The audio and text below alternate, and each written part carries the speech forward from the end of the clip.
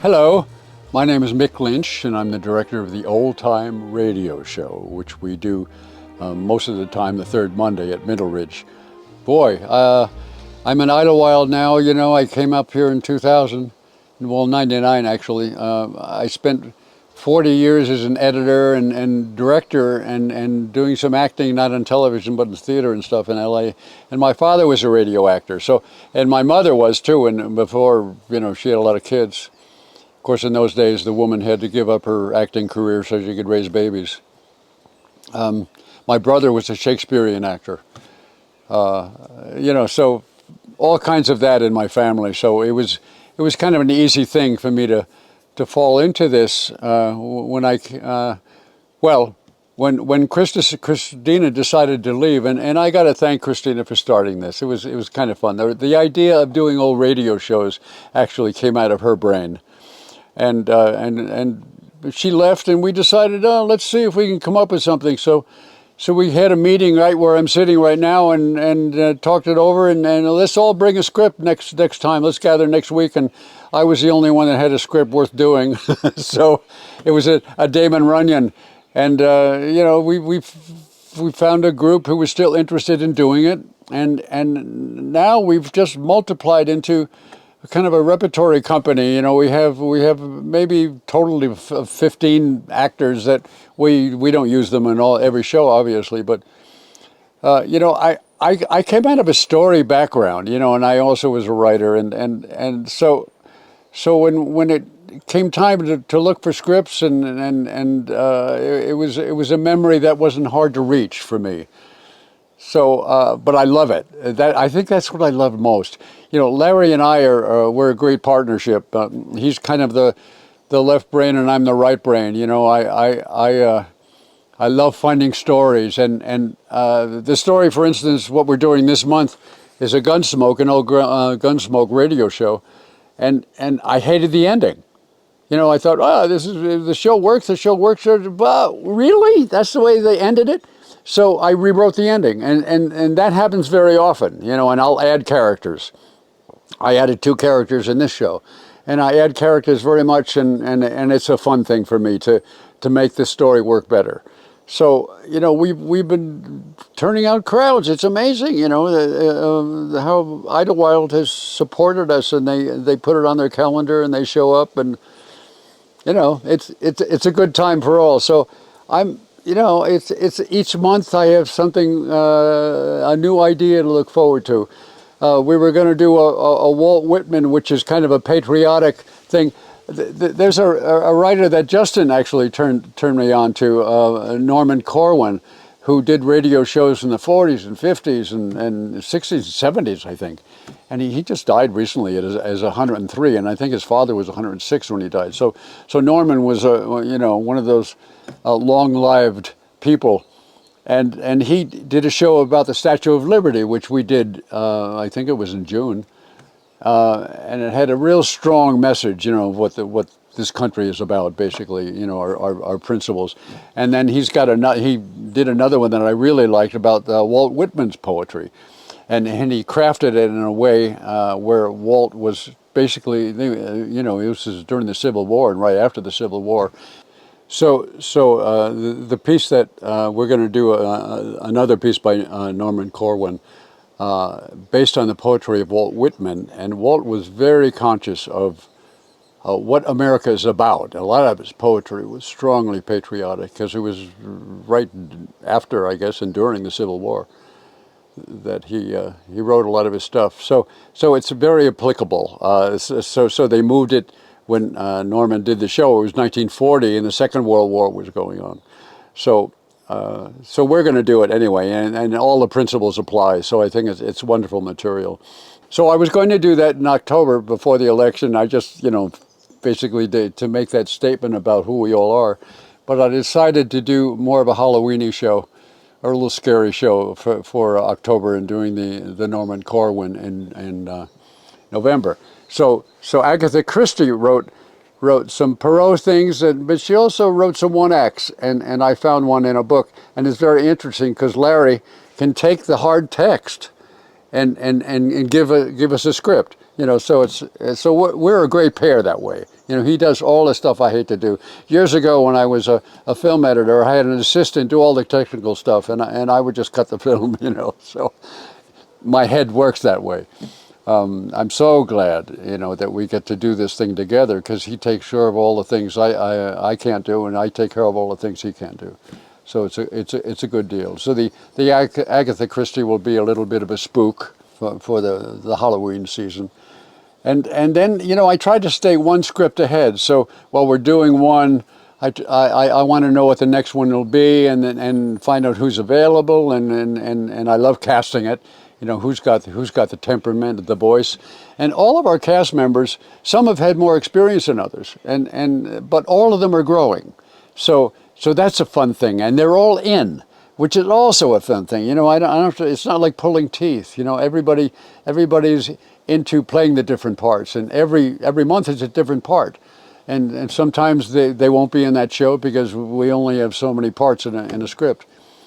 But everybody seems to be cool with that function, and if they're not in this one, they'll be in one soon, and yet the characters that they would play are all different.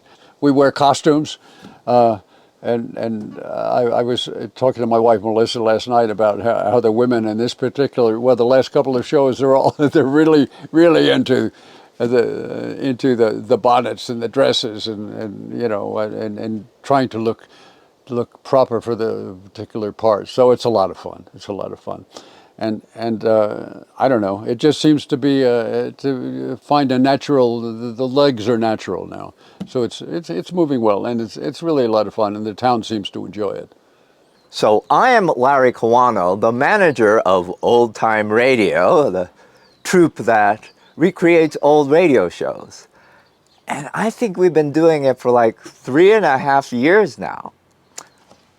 I was there to see the first show, not as a performer, but as a member of the audience, because I had just moved back to Idlewild and stumbled into Middle Ridge Winery to see this show. And I remember it was a radio show concerning, was it My Favorite Husband? I think it was, with Lucille Ball. But then Christina Nordella, whom I knew, snagged me afterwards. And well, then starting from the next month when I was Sherlock Holmes, I've been involved in it ever since. And then about 2 years into the show, about 1.5 years ago, Chris Nordella decides that she needs to move on and move elsewhere. And so that was when I took over with Mick. I became the manager, doing all the behind-the-scenes stuff, photocopying, putting together some scripts, putting together flyers, sound effects, things like that. While Mick is the one that directs our rehearsals, as well as cast everybody, selects the shows and stuff like that. So yeah, so we are a two-person team at the moment when we've been chugging along pretty well. Yes, during the time that Chris was running the show, she asked for donations for her energy healing work. And when Mick and I took over, she thought it would be really nice if we could continue to ask for some kind of donation, because she started it as a community event, really to bring everybody together in the aftermath of COVID. And so this would continue a real community aspect besides the performance itself. So I decided to focus on worthy nonprofits. A couple of months ago, we asked for donations to mountain disaster preparedness, as well as describing what they do.